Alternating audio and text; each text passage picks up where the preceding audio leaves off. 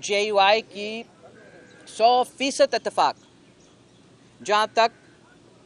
Judicial reforms की जो आइन साजी होना है उसके कंटेंट के बारे में हो चुका है।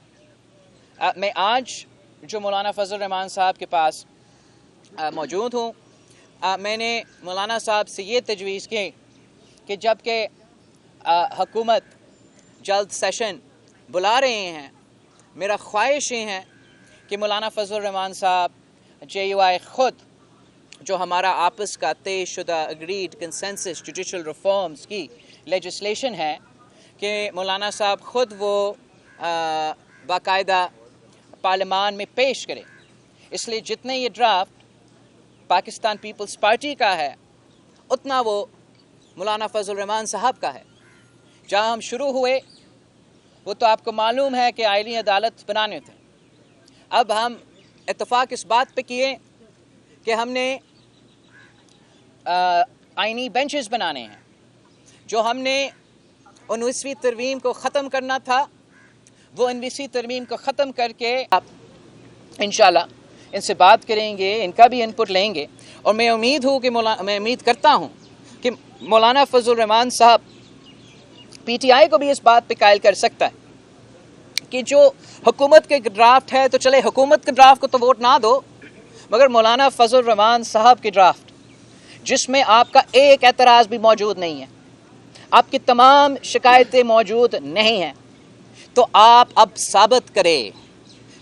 करें कि आप सियासी जमात हो, कोई सोशल मीडिया का लश्कर नहीं, सियासी जमात। पॉलिटिकल कंसेंसस के थ्रू हम ये आइन साजी करें और मैं चाह ये रहा हूँ कि हुकूमत ये लीड ना करे, ये तासुर ना जाए कि हुकूमत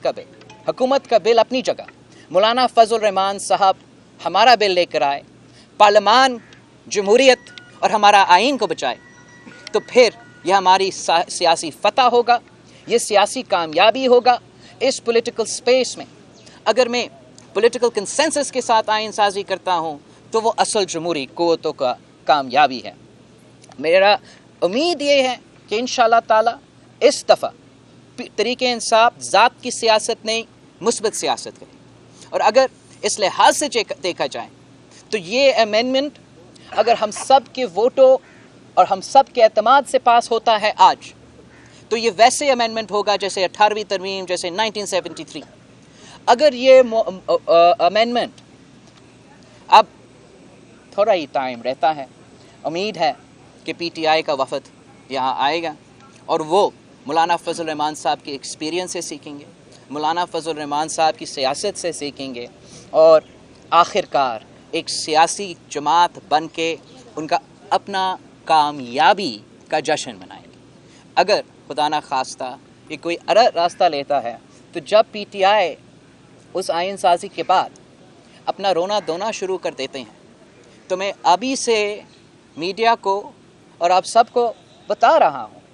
कसूर किसी और का नहीं, कसूर सिर्फ़ और सिर्फ PTI का होगा।